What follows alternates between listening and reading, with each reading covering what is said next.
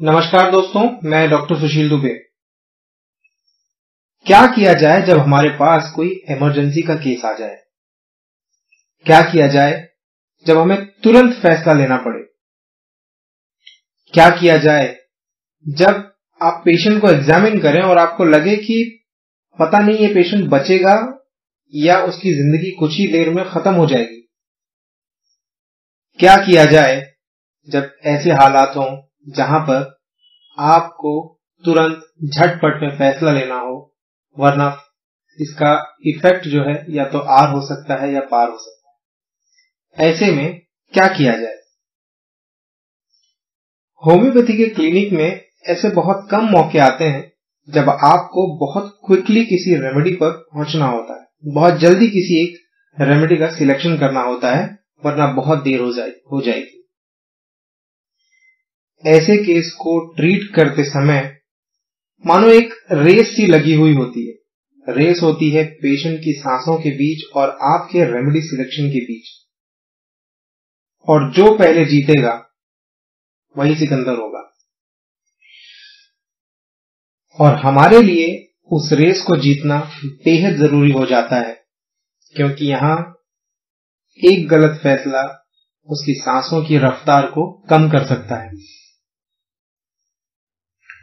तो आज मैं आपको ऐसे ही एक केस के साथ परिचय कराना चाहता हूं, और इस केस के माध्यम से मैं आपको रेपर्टरी की कुछ विशेषताओं को समझाने का प्रयास करूंगा। जो हमने डिस्कस किया था उसके मेरिट्स और डीमेरिट्स उसको बताने की कोशिश करूंगा। तो ये केस है renal amyloidosis with abdominal cox का। रीनल माने किडनी, और एमाइलोइडोसिस एक ऐसी रेयर बीमारी होती है जिसमें शरीर के भीतर एबनॉर्मल प्रोटीन बनना शुरू हो जाते हैं। आमतौर पर हमारे शरीर में नॉर्मली जो प्रोटीन्स होते हैं और जो बनते हैं वो शरीर के अंदर ही यूज हो जाते हैं और फिर रिसाइकल होकर फिर से यूज में आते हैं। लेकिन एमाइलोइडोसिस में ये नहीं हो पाता। एमाइलोइडोसिस में जो एबनॉर्मल प्रोटीन्स बनते हैं इनकी रिसाइकलिंग नहीं हो पाती।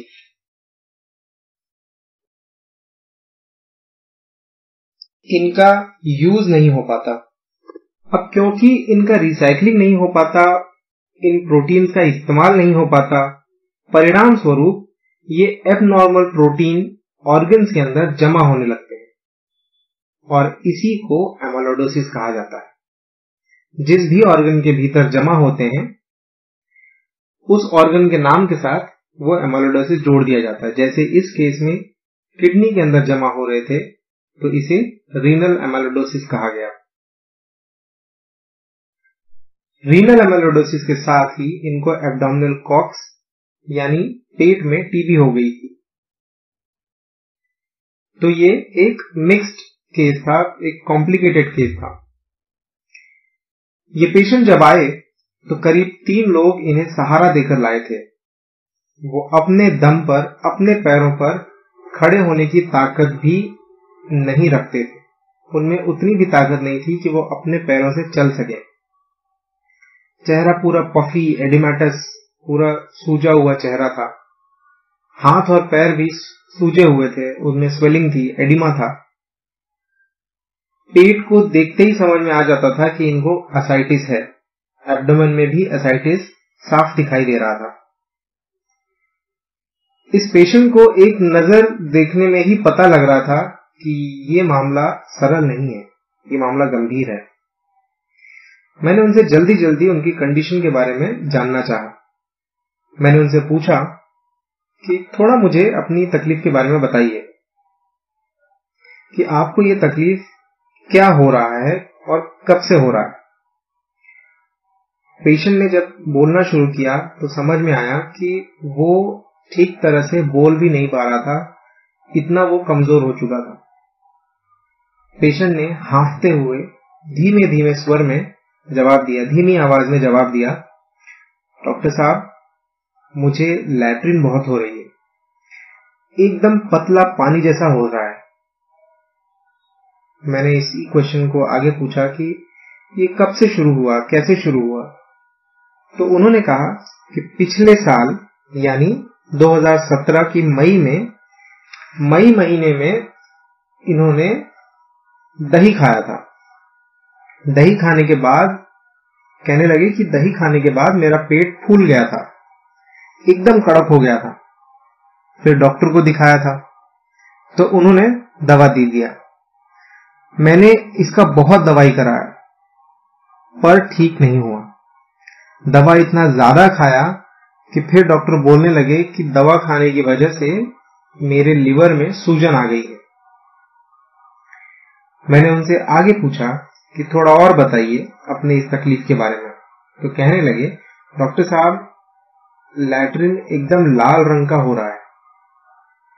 लैट्रिन को अब तो मैं कंट्रोल भी नहीं कर सकता, चड्डी में ही हो जा रहा है। मेरे अंडरगारमेंट्स ही खराब हो जा रहे हैं। मेरा कंट्रोल नहीं रह गया है मेरे मोशंस के ऊपर। मैंने पूछा कि भूख कैसी है? तो बताते हैं कि भूख तो नहीं लगती, कम हो गई है, लेकिन जो भी खाना खाते हैं मुंह में मीठा मीठा स्वाद आता है, मीठा मीठा लगता है। फिर चाहे मुझे मिर्ची खिला दो, चाहे मुझे नमक खिला दो, सब कुछ मीठा लगता है।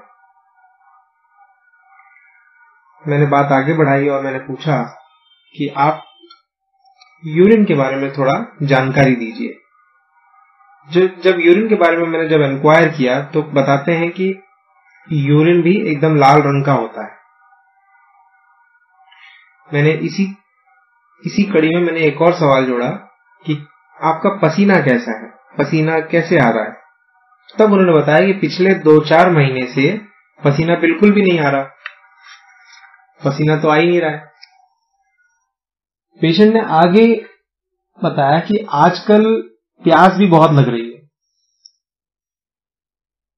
चाहे तो मैं एक लोटा पानी पी जाऊं।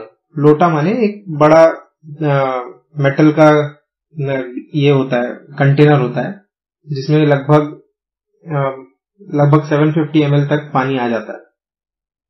तो पेशेंट कहता है कि चाहे तो मैं एक लोटा पानी पी जाऊं, इतना प्यास लगता है।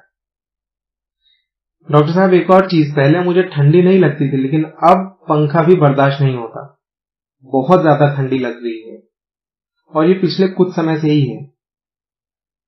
इनकी बातें सुनने के बाद मैंने इनसे इनके रिपोर्ट्स मांगी, जो ये अपने एक फाइल साथ लेकर आए थे। तो उस फाइल में से मैंने उनकी रिपोर्ट्स को खंगालना शुरू किया।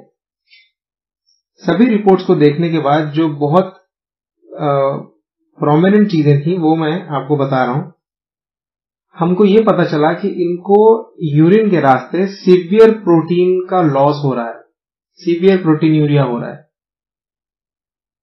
और इनका सीरम क्रिएटिनिन लेवल लेकिन तब भी नॉर्मल था। यानी ये जो केस था नेफ्रोटिक सिंड्रोम की तरह अपीयर कर रहा था और उसमें नॉर्मल क्रिएटिनिन लेवल था। इसके बाद हम और आगे बढ़े और हमने जनरल एग्जामिनेशन किया। पेशेंट को हमने एग्जामिन किया, उनका चेस्ट एग्जामिन किया, उनका ब्लड प्रेशर चेक किया और जनरल फिजिकल एग्जामिनेशन के बाद हम इस नतीजे पर पहुंचे कि पेशेंट को सबसे पहले तो एनासार्का है, दूसरा उनको कार्पोपेडल एडिमा है, यानी पैरों में और हाथों में एकदम सीवियर एडिमा है जो पिटिंग टाइप का था, असाइटिस था उनको, और ये जो अंतिम जो मैंने चेक किया उनका ब्लड प्रेशर, तो ब्लड प्रेशर उनका 50/30 था, यानी सिस्टोलिक ब्लड प्रेशर उनका 50 था और डायस्टोलिक 30 था। पल्स एकदम फीबल, महीन, जो छूने से पता ही नहीं चल रही थी, बहुत ढूंढने पर मिली। पल्स इतनी फीबल थी कि आप उसको काउंट नहीं कर सकते थे। तो ये था हमारा छोटा सा लेकिन गंभीर केस। अब आगे क्या करें? जब इस तरह का कोई केस आपके क्लिनिक में हो तो आपकी जिम्मेदारी और बढ़ जाती है। जैसा कि मैंने कहा था, with great powers comes great responsibility. तो यहां पर हमारी जिम्मेदारी और बढ़ जाती है। हमारे उस पेशेंट के साथ जो लोग आए हैं, जो 4-5 लोग आए हैं, वो आपकी तरफ एक आशा की किरण से आपकी तरफ देखते हैं, आपकी तरफ बहुत उम्मीद लगाए बैठे होते हैं। ऐसे में आपको बहुत जल्दी निर्णय लेना होता है, बहुत क्विक निर्णय लेना होता है और कई बार आपको बहुत सटीक निर्णय लेना होता है। बिना सटीक निर्णय के काम नहीं चलता। तो सवाल है कि अब करें तो क्या करें।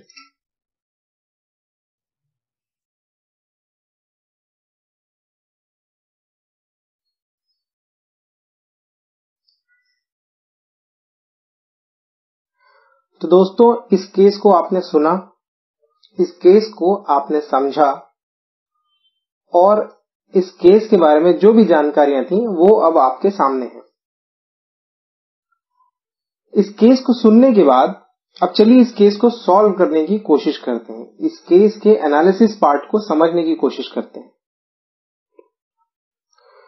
तो ऐसा करते हैं कि जो भी हमको दिखाई देता है, इसमें कोई रॉकेट साइंस हम नहीं लगाएंगे, जो भी हमको जिस रूप में दिखाई दे रहा है उन सिम्टम्स को उसी स्वरूप में हम समझने की कोशिश करते हैं। हम प्रयास करते हैं कि जो जैसा है उसको उसी तरीके से समझ पाएं। तो सबसे पहले अगर इस केस को हमें सॉल्व करना है तो हमें क्या दिखाई देता है? हमें ये दिखाई देता है कि ये जो पेशेंट है ये 3 लोगों के सहारे से यहां पर आया हुआ है। 3 लोग इन्हें सहारा देकर लाए थे और वो अपने पैरों पर खड़े होने की भी ताकत नहीं रखते थे, वो अपने पैरों पर खड़े भी नहीं हो पा रहे थे। ये हमको पहले नजर में दिखाई देता है। दोबारा जब हमने उनसे सवाल किया था उनकी तकलीफों के बारे में, तब पेशेंट ने लगभग हांफते हुए और बहुत ही धीमी आवाज में जवाब दिया। इसका क्या अर्थ निकलता है? इसका अर्थ ये निकलता है कि पेशेंट इतना कमजोर हो चुका है कि वो अपनी बात भी बोल नहीं पा रहा है, अपने पैरों पर खड़ा भी नहीं हो पा रहा है और अपनी बातें भी वो हमको बता नहीं पा रहा है। यानी ये पेशेंट का एक्सट्रीम वीकनेस है, ये पेशेंट एक्सट्रीमली वीक है, बहुत ज्यादा कमजोर हो चुका है। तो अब हमको अगर यही चीज हमको अगर रेपर्टरी में देखनी हो तो हमको दिखाई देगा जनरल्स सेक्शन में सबसे पहला रूब्रिक जो हमको साफ साफ दिखाई दे रहा है और हर जगह पर दिखाई दे रहा है, वो है कि ये पेशेंट बहुत ज्यादा कमजोर हो चुका है। तो हमारा पहला रूब्रिक होगा जनरल्स वीकनेस। इसी केस को हम जब थोड़ा सा और आगे बढ़ते हैं तो हमें और क्या क्या चीजें हैं जो ऐसे उभर कर सामने दिखाई दे रही हैं, जिसमें हमें पेशेंट से पूछने की जरूरत नहीं है, बस वो हमको नजर आ जा रहा है। यहां जैसे कि मैंने कहा कि कोई रॉकेट साइंस लगाने की जरूरत नहीं है, कोई बहुत गहराई तक उतरने की जरूरत नहीं है, जो दिख रहा है वो हम समझने का प्रयास कर रहे हैं। तो दूसरा चीज जो हमें दिखाई देता है वो क्या है? वो ये है कि पेशेंट का चेहरा पूरा पफी है, पेशेंट का चेहरा एडिमेटस है। चेहरे के साथ साथ पेशेंट के हाथ में और पैर में दोनों जगह पर एडिमा है, दोनों जगह में भरपूर स्वेलिंग है। और तीसरी चीज जो हमें दिखाई देती है कि पेशेंट के एब्डोमेन में भी पानी जमा हुआ है, यानी उसको एसाइटिस है। एब्डोमेन में भी हमको एसाइटिस साफ दिखाई दे रहा था, एग्जामिनेशन करने के बाद ये और ज्यादा कंफर्म भी हो गया था। अब इसमें पहला तो ये जो केस है पूरा सिर से लेके पैर तक पूरा पफिनेस और एडिमेटस, इसको हम कहते हैं एनासार्का। इसको हम कहते हैं एनासार्का, एक ऐसा कंडीशन जहां पर पूरे बदन में पानी जम गया हो, पूरे बदन में वाटर का रिटेंशन हो गया हो, तो ऐसे को हम कहते हैं एनासार्का। और एनासार्का के लिए हमारे पास रूब्रिक्स हैं जनरल सेक्शन में। जनरल सेक्शन में हमें क्या दिखाई देगा? Dropsy, external dropsy. अच्छा, ड्रॉपसी, एक्सटर्नल ड्रॉपसी और एनासार का, ये तीनों एक ही हैं। अब इस रूब्रिक को अगर आप पूरा पढ़ेंगे तो ये जनरल सेक्शन में ड्रॉपसी, एक्सटर्नल ड्रॉपसी और ब्रैकेट में दिया हुआ है इक्वल्स टू एनासार का / एडिमा। तो हमारा ये दूसरा रूब्रिक है जो हमें एकदम साफ दिखाई दे रहा है कि पेशेंट को एनासार का हुआ है। थर्ड, हम ये देख पा रहे हैं कि पेशेंट के एब्डोमेन में भी पानी जमा हुआ है। तो अगर हमको और ज्यादा स्पेसिफिक होना है कि केवल हमको पेट के बारे में ही सोचना है तो हम ले सकते हैं एब्डोमेन ड्रॉपसी असाइटिस। ये रूब्रिक है एब्डोमेन सेक्शन में ड्रॉपसी असाइटिस। अब यहाँ पर दोनों ही जगहों पे हमको ड्रॉपसी मिला है। तो ड्रॉपसी का क्या अर्थ होता है कि बॉडी के अंदर फ्लूइड का रिटेंशन ज्यादा हो रहा है।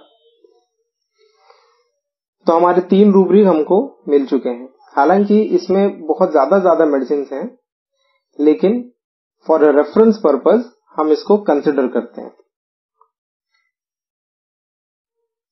अब इस केस में थोड़ा सा आगे बढ़ते हैं।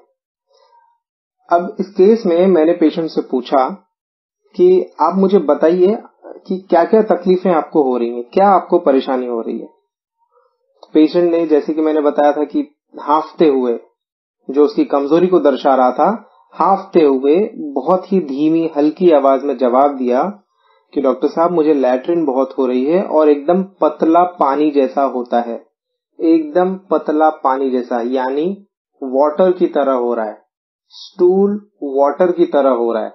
तो हमारा इसी पर एक नया रूब्रिक आ जाता है स्टूल सेक्शन में, स्टूल वाटरी। वाटरी का अर्थ होता है कि उसकी कंसिस्टेंसी बिल्कुल पानी की तरह है।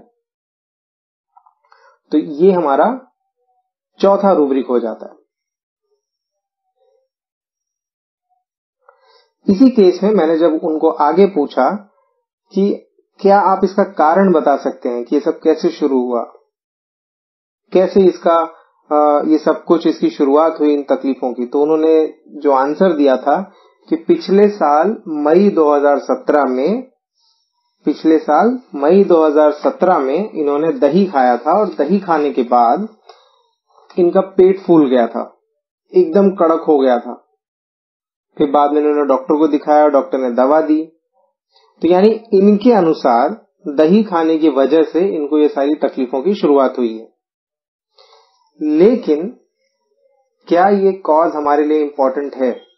मैं अपने हर लेक्चर्स में, हर वीडियोस में, जहां भी आप लोग मुझे सुनते हैं, मैं हमेशा ये बात कहता हूं कि क्या ये कॉज इंपॉर्टेंट है।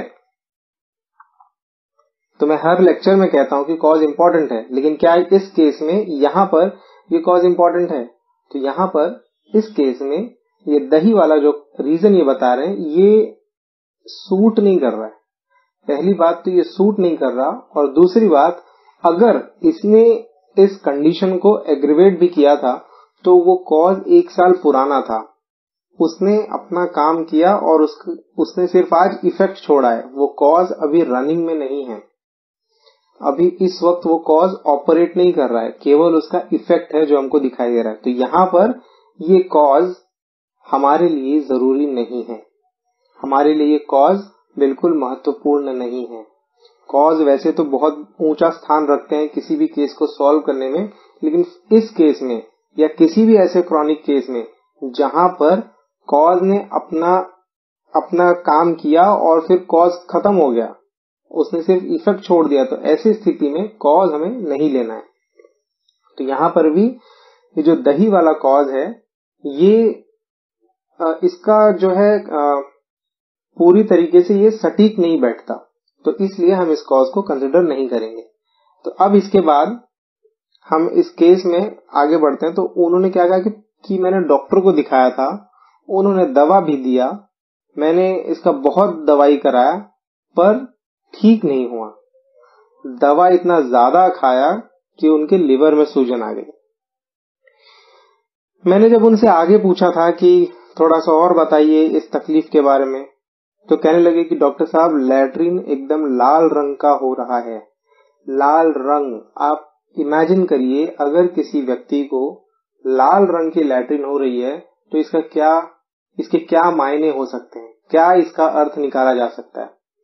लाल रंग तभी होगा यदि कोई व्यक्ति बहुत ज्यादा मात्रा में बीट रूट का जूस पी रहा हो या बीट रूट को खा रहा हो, तब हो सकता है, या कहीं अंदर ब्लीडिंग हो रही हो तब हो सकता है, या अगर कोई वो अन्य कोई खाने पीने की ऐसी चीज है जिसका रंग लाल होता है उसको अगर वो खा रहा है तो हो सकता है। लेकिन यहाँ पर खाने पीने में इस तरह का कोई हिस्ट्री हमें नहीं मिला कि वो कोई लाल चीज खा रहे हो जिसकी वजह से ये प्रॉब्लम आ रहा हो।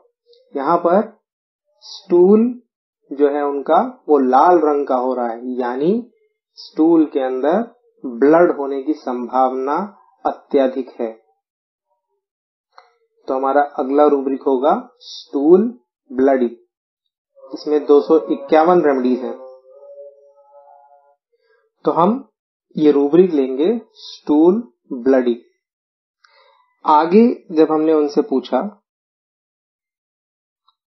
कि थोड़ा सा अपने इस मोशन के बारे में बताइए जो ये आपको लूज मोशन हो रहा है, तो कहते हैं कि डॉक्टर साहब अब तो लैट्रिन को कंट्रोल भी नहीं कर सकता, चड्डी में ही हो जा रहा है। यानी उनका जो रेक्टम के ऊपर, रेक्टम का जो स्टूल को कंट्रोल करने की जो ताकत है वो भी क्षीण हो गई है, वो भी कमजोर पड़ गई है। यानी एक ऐसी स्थिति है जहां पर बिना इच्छा के भी स्टूल निकलते जा रहा है, बिना इच्छा के भी स्टूल पास हो जा रहा है, यानी वो वॉलंटरी नहीं हो पा रहा है, यानी वो इनवॉलंटरी हो गया। तो ये हमारा जो रूब्रिक होगा rectum involuntary stool, rectum section में इनवॉलंटरी स्टूल। तो ये हमारा 5वां रूब्रिक हो जाएगा, सॉरी 6ठा रूब्रिक हो जाएगा। इसके बाद जब मैंने उनके यूरिन के बारे में जानने की कोशिश की तो उन्होंने बताया कि यूरिन भी एकदम लाल होता है। सेम फिलॉसफी आप अप्लाई करिए जो आपने स्टूल के लिए अप्लाई किया था। स्टूल अगर रेड कलर का है तो यानी वहां हिमोरेज है। यूरिन भी अगर रेड कलर का पास हो रहा है तो यानी यूरिन के अंदर ब्लड जा रहा है, यानी यूरिन ब्लडी है, यानी यूरिन के अंदर खून जा रहा है, हिमोरेज हो रहा है कहीं ना कहीं बॉडी के अंदर। हमारा जो 7वां रूब्रिक है वो है यूरिन ब्लडी। अब यूरिन में ही जब हमने इनका रिपोर्ट देखा था तो रिपोर्ट में हमको क्या दिखाई दिया था, हमको दिखाई दिया था कि इनके यूरिन में प्रोटीन की मात्रा यानी एल्बुमिन की मात्रा बहुत ज्यादा है। तो हमारा जो रूब्रिक होगा वो होगा यूरिन एल्ब्यूमिनस। यूरिन के अंदर एल्बुमिन जा रहा है, प्रोटीन यूरिया है। प्रोटीन यूरिया के लिए हमारा जो रूब्रिक है यूरिन एल्ब्यूमिनस। ये हमारा 8वां रूब्रिक है। अब हम ये भी देख रहे हैं कि उनको जो ये तकलीफें हो रही हैं, इतने दिनों से हो रही हैं, इसके कारण उनके शरीर से बहुत ज्यादा फ्लूइड का लॉस हुआ है, बहुत ज्यादा फ्लूइड का लॉस हुआ है। तो हमारे लिए एक ऐसी मेडिसिन हमको चाहिए जिसमें फ्लूइड लॉस के वजह से प्रॉब्लम आई हो। तो हम एक रूब्रिक लेंगे जनरल्स लॉस फ्लूइड्स ऑफ। ये जनरल सेक्शन में हमको मिलेगा, रूब्रिक है जनरल्स लॉस फ्लूइड्स ऑफ। इसके बाद अब जब मैंने उनसे पूछा कि भूख कैसी है तो कहते हैं कि भूख नहीं लगती और जो भी खाना खाते हैं तो मुंह में मीठा मीठा लगता है, चाहे मिर्ची हो या नमक, सब कुछ मीठा मीठा सा लगता है। वो कहते हैं कि उनके मुंह में हमेशा ये स्वीट स्वीट सा टेस्ट बना रहता है। तो हमारा जो अगला रूब्रिक है वो है mouth taste sweetish. Mouth taste sweetish. हमने जब उनसे उनके पसीने के बारे में पूछा तो उन्होंने क्या कहा था, उन्होंने कहा कि पिछले 2-4 महीने से पसीना बिल्कुल नहीं आ रहा है। क्या कहा उन्होंने कहा पिछले 2-4 महीने से पसीना बिल्कुल भी नहीं आ रहा है। इसका अर्थ क्या होता है? इसका अर्थ होता है कि पर्सपिरेशन नहीं हो पा रहा है, स्वेट फॉर्मेशन नहीं हो पा रहा है। जो पर्सपिरेशन वाले जो स्वेट ग्लैंड्स हैं वो उनकी कैपेबिलिटी कम हो गई है, यानी उनकी एबिलिटी लगभग खत्म हो गई है कि वो पसीना निकाल पाए। तो इसका हमको स्किन में मिलेगा। रूब्रिक है skin dry perspire inability to, यानी पसीना निकालने की उनकी जो कैपेसिटी है, उनकी जो एबिलिटी है वो खत्म हो गई है या वो कम हो गई है। तो skin dry perspire inability to, skin पसीना नहीं बना पा रहा है।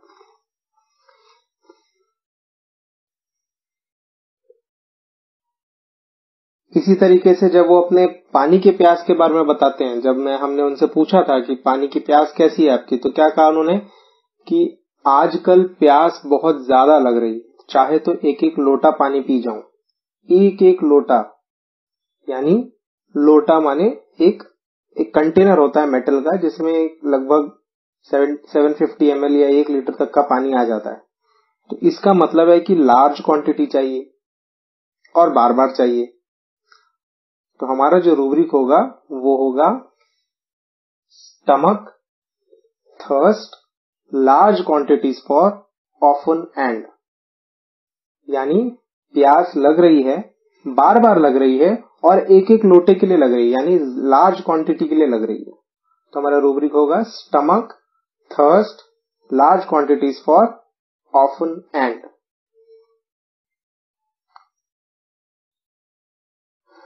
तो ये हमारा छोटा सा केस था जिसमें से हमने ये सारे रूब्रिक्स निकाले। अब इस केस की पैथोलॉजी को अगर हम समझें, तो इस केस में पेशेंट को रीनल एमेलोडोसिस है और साथ ही साथ सीवियर प्रोटीनूरिया है, यानी उसकी किडनीज में एक क्रॉनिक इन्फ्लेमेशन चला आ रहा है। इस क्रॉनिक इन्फ्लेमेशन के साथ साथ एल्बुमिनूरिया भी हो रहा है, प्रोटीनूरिया भी हो रहा है। क्या ऐसा रूब्रिक हमारे पास है? यस, ऐसा भी रूब्रिक हमारे पास है, और वो रूब्रिक है kidneys inflammation chronic accompanied by urine albuminous, जिसमें केवल 7 मेडिसिन है।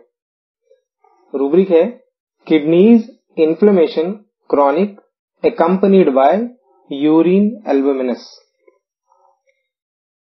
इसी के साथ हमारी रेमेडी कंफर्म हो गई कि इन 7 रेमेडीज के अंदर ही कोई हमारी मेडिसिन है। इसके अंदर मेडिसिन है arsenicum, calcarea phos, kali carb, lachesis, phosphorus, plumbum और सल्फर। अब इन 7 मेडिसिन में से कोई एक मेडिसिन हमको चाहिए।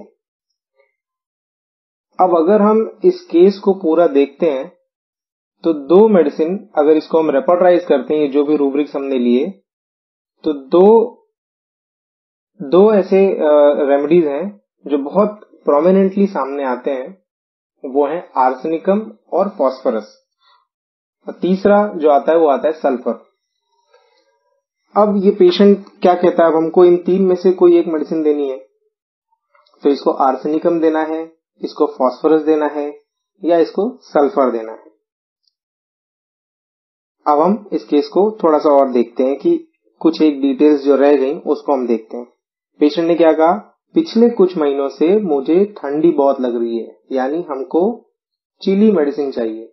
कोई एक ऐसा पेशेंट चाहिए जिसको सर्दी बर्दाश्त नहीं होती हो, जिसको बार बार सर्दी लगती हो, जिसको बहुत ज्यादा सर्दी लगती हो, जो ठंडी को टॉलरेट ना कर पाता हो।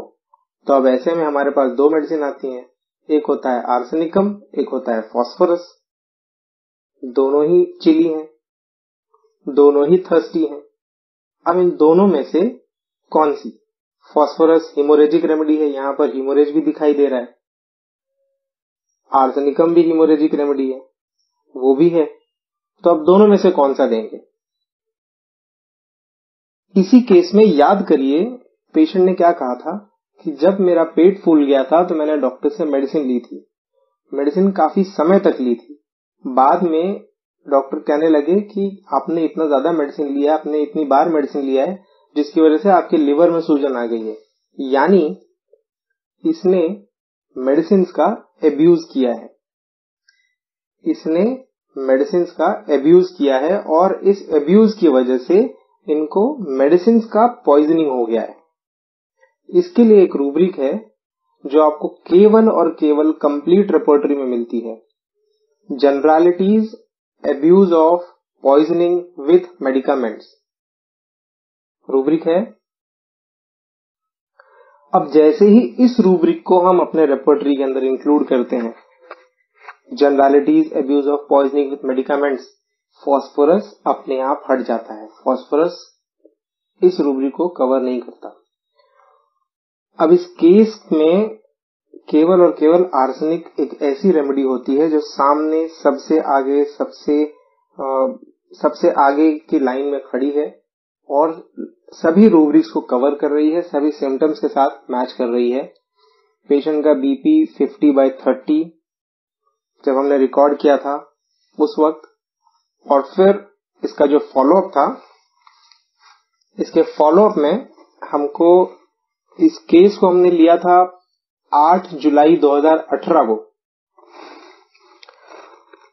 उस दिन इनका ब्लड प्रेशर 50/30 और पेशेंट का कंडीशन तो आप जान ही गए थे कि पेशेंट का कंडीशन काफी क्रिटिकल था। उनके इनफैक्ट मैंने पेशेंट के जो रिलेटिव्स आए थे साथ में, उनके साथ उन लोगों को मैंने ये सजेशन भी दे दिया था कि इनको आप तुरंत एडमिशन करवाइए किसी अस्पताल में। हालांकि किसी कारण से उन्होंने एडमिशन नहीं करवाया और उसके बाद 10 तारीख को उनका फोन आता है। 10 जुलाई 2018 को, 8 तारीख को हमने केस लिया और 10 जुलाई को उनका फोन आता है। फोन पर ही ये बातें हुई कि उनका जो लाल रंग का यूरिन था वो स्टॉप हो चुका है, यानी हेमाचूरिया स्टॉप हो गया है। There is no red stool, लाल रंग का स्टूल आना भी बंद हो गया है, यानी there is no haemorrhage in stool also, there is no bleeding in stool. जो उनको उनके रेक्टम में जो वो पावर नहीं थी स्टूल को रोक पाने की, जो इनवॉलंटरी स्टूल हो जाता था, वो इनवॉलंटरी स्टूल अब नहीं हो रहा था और ब्लड प्रेशर उनका था 90/60 mm ऑफ Hg। ये पेशेंट ने खुद ही मेजर किया था ऑटोमेटिक ब्लड प्रेशर मशीन पे। SL वॉज कंटिन्यूड और फिर उसके बाद रेस्ट इज हिस्ट्री। तो इस केस में हमको ये समझ में आता है, सबसे पहला, जब भी हम कोई इमरजेंसी केस देखते हैं, जब भी कोई हम इस तरह का क्रिटिकल केस देखते हैं, तो हमको बहुत ज्यादा डीप जाने की जरूरत नहीं होती, बहुत ज्यादा डीप केस टेकिंग की जरूरत नहीं होती। उस समय हमको केवल और केवल जो हमको सामने दिखाई दे रहा है, जिस स्वरूप में दिखाई दे रहा है, उसी यथास्थिति में उन सिम्टम्स को हमको समझना है और उन सिम्टम्स का मूल्यांकन करके आपको उसको रेपर्टरी में जगह देनी है, पहला। दूसरी चीज, इस केस में आपने ये भी देखा होगा कि मैंने कोई बहुत गहराई वाले रूब्रिक्स नहीं ढूंढे, मैंने वही रूब्रिक्स को देखा जो सामने दिखाई दे रहा था।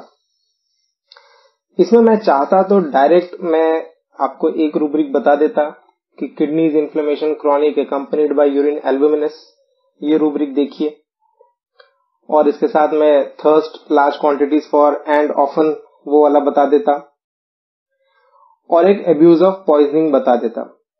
लेकिन मैंने इन सभी सिम्टम्स को, जिसमें वीकनेस के अंदर लगभग 788 मेडिसिन हैं, ड्रॉपसी के अंदर 231 मेडिसिन है, मैंने ये सारे रूब्रिक्स केवल और केवल इसलिए बताए ताकि आपको एक अप्रोच पता चले कि अगर हमको कोई बहुत गहराई तक जाने की जरूरत नहीं है, तो भी केवल ये ऊपर से जो रूब्रिक्स दिखाई देते हैं उनके सहारे से भी आप एक मेडिसिन तक पहुंच सकते हैं। एक तीसरी बात जो मैं आपको बताना चाहता हूं, आपने देखा, मैंने आपको एक बात बताई बीच में कि ये generalities abuse of poisoning with medicaments, ये जो रूब्रिक था ये हमको कंप्लीट रेपर्टरी में मिला है। बाकी के सारे जो रूब्रिक्स हैं वो सिंथेसिस रेपर्टरी में है। तो यहां पर आपको याद होगा जो मैंने लिमिटेशंस बताई थी रेपर्टरी की ये एक लिमिटेशन है कि कई रूब्रिक्स आपको एक ही रेपर्टरी में नहीं मिलेंगे, तो आपको अलग अलग रेपर्टरीज भी कई बार खंगालनी पड़ सकती हैं। सिंथेसिस रेपर्टरी में भी है अब्यूज ऑफ पॉइजनिंग, लेकिन उसमें आर्सेनिक नहीं है। अभी कंप्लीट रेपर्टरी वाला जो आर्सेनिक है उसको बोनिंगसन ने रेफर किया है, तो इसका मतलब ये बहुत ही इंपॉर्टेंट रेमेडी है जो शायद आइदर बाय मिस्टेक, चाहे प्रिंटिंग मिस्टेक हो, चाहे एडिटिंग मिस्टेक हो, जो भी रहा हो, ये सिम्टम, ये जो रेमेडी है एब्यूज ऑफ एलोपैथिक मेडिसिन जो इसमें सिंथेसिस में है, उसमें से ये रेमेडी मिस कर दी गई है। तो कई बार आपको कंफर्म करने के लिए दूसरे रेपर्टरीज का भी सहारा लेना पड़ सकता है। इस टेक्निक को कहा जाता है क्रॉस रेपर्टराइजेशन, यानी आपने एक रेपर्टरी और दूसरी रेपर्टरी, दोनों के रेपर्टरीज के दोनों के रूब्रिक्स को मिलाकर एक टोटलिटी बनाई है, उसको कहा जाता है क्रॉस रेपर्टराइजेशन। तो ये था छोटा सा एनालिसिस। मैंने इसको बहुत ही सरल और सामान्य ढंग से समझाने की कोशिश की है। आशा है मैं आपको समझा पाया रहूंगा। इस केस से जुड़े हुए अगर आपके कोई भी सवाल हो तो जरूर पूछिएगा। छोटे से छोटा सवाल भी बड़ी से बड़ी मुश्किलों को हल कर सकता है, बड़े से बड़े कंफ्यूजन को दूर कर सकता है। सवाल पूछने से मत हिचकिचाइएगा, सवाल पूछिएगा। धन्यवाद, शुक्रिया, थैंक यू।